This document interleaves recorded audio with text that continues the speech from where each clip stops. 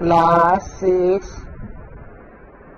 हिंदी पाठ 7 में मजदूर हूँ। हम पढ़ेंगे भगवत शरण उपाध्याय द्वारा रचित मैं मजदूर हूँ निबंध। मैं मेहनत कश मजदूर हूँ। आदिम युग से आज की सभ्यता तक सदियों पर मेरे हथौड़े की चोट है। जमाने ने करवट ली है। काल के प्रवाह में ज्वार भाटे आते जाते रहते हैं, पर मैंने कभी ज़मीन से पीठ नहीं लगाई। सुस्ताने के लिए कभी फावड़े नहीं टिकाए। मेरे बाजू पर ज़माना टिका है, घुटनों पर आलस से दम तोड़ता है। मेरे कंधों पर भूमंडल का भार है, उसे उठाने वाले एटलस के साथ। पर मैं हूँ कि कभी गर्दन नहीं मोड़ता, कंधे नहीं डालता। कंधे डाल दूँ तो गजब हो जाए, दुनिया लड़खड़ा कर गिर पड़े। मैंने निरंतर निर्माण किया है, विध्वंस ना करूँगा। यदि करता हुआ तो पुनर्निर्माण के लिए। ऐसा करते हुए मुझे कभी थकान महसूस नहीं होती। मेरा रोआ रोआ फड़कता रहता है। मेरे निर्माण की परिधि अनंत है, विंध्याचल से अस्ताचल तक, क्षितिज के शोरों तक। हजारों वर्ष पहले नदियों के बहाव रोक दिए, बहाव रोक कर बड़े जलाशय बनाए, बांध बनाए, बढ़ते हुए समुद्र का जल सुखाया, दलदलों को ठोस जमीन का जामा पहनाया, उस पर फसलों की हरी धानी क्यारियाँ दौड़ाईं। आज कश्मीर का नाम लेते ही हृदय में आनंद की लहरें उठने लगती हैं। उसका नम दलदल भरी भूमि को सौंदर्य से मैंने रंगा है। झेलम के निकट तटवर्ती आकाश को सुरभित वायु से भरा है। केसर की क्यारियों में जादू की मिट्टी डाली है। मैंने पहाड़ काटे, चट्टानें खोद कर तांबा, टीन, सोना, चांदी, लोहा तथा कोयला निकाला।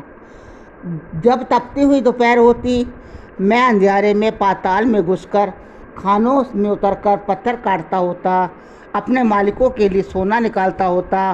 कोलार की खानों में अमेरिका की नई दुनिया तक ज़मीन की छाती फाड़ फाड़ कर मैंने चमकाया। लोहे से कठोर हीरा निकाला और दक्षिणी अफ्रीका में आज भी निकाले जा रहा हूँ। बाबा आदम के वनों को काट कर मैंने पत्थर की सी ज़मीन खोदकर नरम कर डाली, उसे जोत बोकर हरा कर दिया। मैं ज़मीन को सोना उगलने पर मजबूर करता था, पर वह सोना मेरे लिए ना था। मुझे उस फसल को काट कर खाने योग्य करना होता था, पर उसका एक दाना भी छूना मेरे लिए मौत का परवाना था। उस ज़मीन के साथ बंधा जरूर था, उस ज़मीन की तरह मैं निहीर था। ज़मीन बेची जाती थी, मैं भी उसी के साथ मैं जानवरों में बिक जाता था। ना उस ज़मीन को अपनी उपज खाने का हक था, ना मुझे। प्राचीन काल से ही मेरी ज़िंदगी घर के मवेशियों के साथ ही की जाती थी। जंगल फाड़ कर मैंने गांव खड़े किए, कस्बे और नगर बनाए। मैं भूमि के साथ बिकता रहा। फिर धीरे धीरे मैंने महानगर बनाए, जिसमें कारखानों, मिलों का दैत्य शोर और धुआं उगलने लगा। मैं उनकी चिमनियों की छाया में रात दिन पसीना बहाता रहा। बैलगाड़ियों में रथ बने, हमने भाप से चलने वाले इंजन गढ़ दिए। इंजन को ज़मीन पर दौड़ते थे, पानी पर तैरते थे। बैलगाड़ी रेल बनी और नाव जहाज आसमान चूमती लहरों पर तूफानों में नाचने लगे, पर मैं वहीं का वहीं रह गया। मैंने जैसे मोटर रेल में ज़मीन नापी जाती थी, वैसे ही अब अपने ही बनाए हवाई जहाज़ों से बाजों के छक्के छुड़ाने लगा। पर जैसे मैं उनका कोई नहीं, ऐसा कहकर नाव का मल्लाह दिन भर नाव पर बैठता है। हलवाई अपनी बनाई मिठाई जब तब चख सक लेता है, पर अपनी ही जोड़ी बनाई मोटर को, जहाज़ को क्या मैं 1 मिनट को भी भोग सकता हूँ? मिलों भी दीवारों की आड़, धुएं में बादलों की घनी छाया और टीन की दीवारों और छतों से घिरी दुनिया, जहाँ दिन रात की मजदूरी से थका मांदा मेरा जीवन बीत जाता है। दुनिया की कौन सी चीज़ मैंने अपने हाथों से पैदा नहीं की? मेरे सहारे कारखाने अमित मात्रा में माल उगलते जा रहे हैं। नगर को ढो सकने वाले जहाज से लेकर सुई तक कोई महान आदमी चीज़ नहीं जो मेरे स्पर्श से जादू से जीवन धारण कर लेती हो, पर इनमें से कुछ भी मेरे लिए नहीं था। इसका उत्तर भला कौन देता? इन्हें जो बनाता है यानी मैं, या जिनके लिए बनाता हूँ वे। अब हम अभ्यास वर्क करेंगे। सबसे पहला क्वेश्चन है, उच्चारण कीजिए। सस्ताने, आलस्य, भूमंडल, लड़खड़ाकर, उद्याचल, अस्ताचल, क्षितिज, तटवर्ती, निरीथ, पुनर्निर्माण। प्रश्न नंबर 2, दिए गए शब्दों के अर्थ बताइए। युग मैंने काल, आदिम, आदिम मैंने आरंभिक, निरंतर, लगातार, मल्हा, नाविक, अदनी, मामूली, अमित, अत्यधिक। निरीही, बेचारा, जामा, पहनावा, विध्वंस, विनाश, स्पर्श, छूना। परिधि, चारों ओर का घेरा, छक्के छुड़ाना, साहस तोड़ना। नंबर 3, नीचे में लिखित प्रश्नों के उत्तर दीजिए। मजदूरों ने नदियों के बहाव को किस लिए रोका? उत्तर, जलाशय बनाने के लिए। कश्मीर का नाम लेते ही आनंद की लहरें क्यों उठने लगती हैं? हरी भरी सौंदर्य भरी भूमि को देखकर। मजदूर आज भी दक्षिण अफ्रीका की धरती फाड़कर क्या निकालने जा रहा है? उत्तर, लोहे से भी कठोर हीरे। किसे छूना भर मजदूरों के लिए मौत का दरवाज़ा है? उत्तर, फसल का एक दाना भी छूना मजदूर के लिए मौत का दरवाज़ा है। मजदूर का जीवन किन परिस्थितियों में बीतता है? उत्तर, अभावों में और निर्धनता में। 4, निम्नलिखित प्रश्नों के उत्तर दीजिए। क, मजदूर धरती को कैसे संवार रहे हैं? उत्तर, मजदूर कठोर धरती को श्रम द्वारा अनाज उगाकर, भवनों का निर्माण कर, सड़क बनाकर धरती को संवार रहे हैं। क, मजदूर अपनी ही बनाई वस्तुओं का उपभोग क्यों नहीं कर पाता है? उत्तर, क्योंकि वह सदा अभावों में जीता रहा है। इस पाठ में मजदूर के जीवन की किन विषम परिस्थितियों को उभारा गया है? उत्तर, मजदूर श्रम द्वारा पहाड़ काटता है, मकान बनाता है, खानों से हीरा निकालता है, परंतु इतना श्रम करने के बाद भी हमेशा अभाव में रहा है, निर्धनता में रहा है। इसको छू पाना भी इसके भाग्य में नहीं है। नंबर 5, उचित विकल्प पर सही का चिन्ह लगाइए। क, मजदूर कैसा है? उत्तर, मेहनतकश। मजदूर को निर्माण करने में क्या महसूस नहीं होती? थकान। प्राचीन काल से ही मजदूरों की गिनती किसके हाथ से की जाती है? घर के मवेशियों के साथ। मजदूर अपने ही बनाए हवाई जहाज़ों से किसके छक्के छुड़ाने लगा? बाजों के। प्रश्न नंबर 6, खाली जगह भर कर वाक्य पूरा कीजिए। मेरे कंधों पर का भार है? भूमंडल का भार है। आज आसमान चुमती लहरों पर में नाचने लगे, तूफानों में नाचने लगे।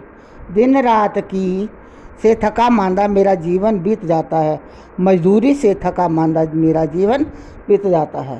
काल के प्रवाह में आते जाते रहते हैं, ज्वार भाटे आते जाते रहते हैं।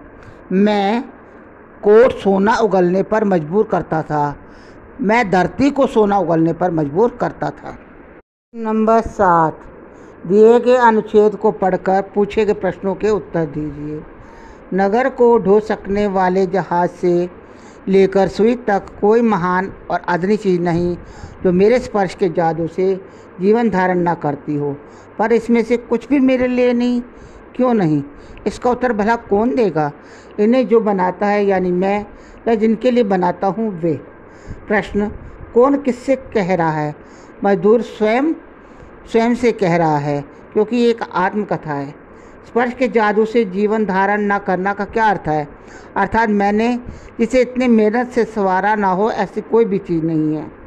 मजदूर को किससे क्या शिकायत है? मजदूर को बदलते समाज के व्यवहार से शिकायत है कि इतना श्रम करने के बाद भी ये वह मेरे लिए क्यों नहीं है।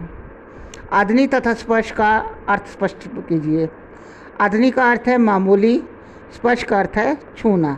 प्रश्न नंबर 8, दिए गए शब्दों के विलोम शब्द लिखिए। अंधियारा, उजाला, निर्माण, ध्वंस, पाताल, आकाश, धनी, निर्धन, प्राचीन, नवीन, ठोस, द्रव, बिकना, खरीदना, उदय, अस्त, मेहनती, आलसी, जीवन, मृत्यु। प्रश्न नंबर 9, दिए गए शब्दों के 3 पर्यायवाची शब्द लिखिए।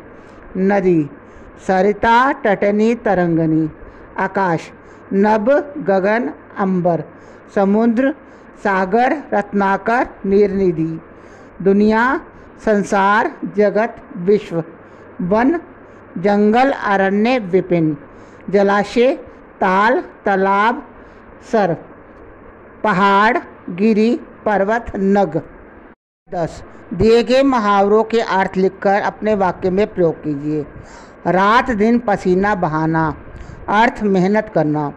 वाक्य, मजदूर अन्न पैदा करने के लिए रात दिन पसीना बहाता है। छक्के छुड़ाना, बुरी तरह हराना, रानी लक्ष्मीबाई ने अंग्रेजों के छक्के छुड़ा दिए।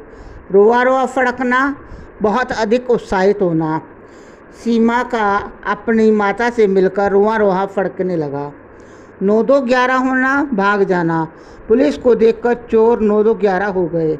आसमान छूना, उन्नति करना, भगवान करे आप आसमान को छुएं। नंबर 11, दिए गए अवतरण में उचित विराम चिन्ह लगाते हुए अवतरण को पुनः लिखना है। ये आप अपने अनुभव से स्वयं ही लिखिए। प्रश्न नंबर 12, दिए गए अपठित गद्यांश को पढ़कर पूछे गए प्रश्नों के सही उत्तर पर सही का चिन्ह लगाइए। लेखक की मायूसी कब दूर हुई? अगले वर्ष गणतंत्र परेड पर।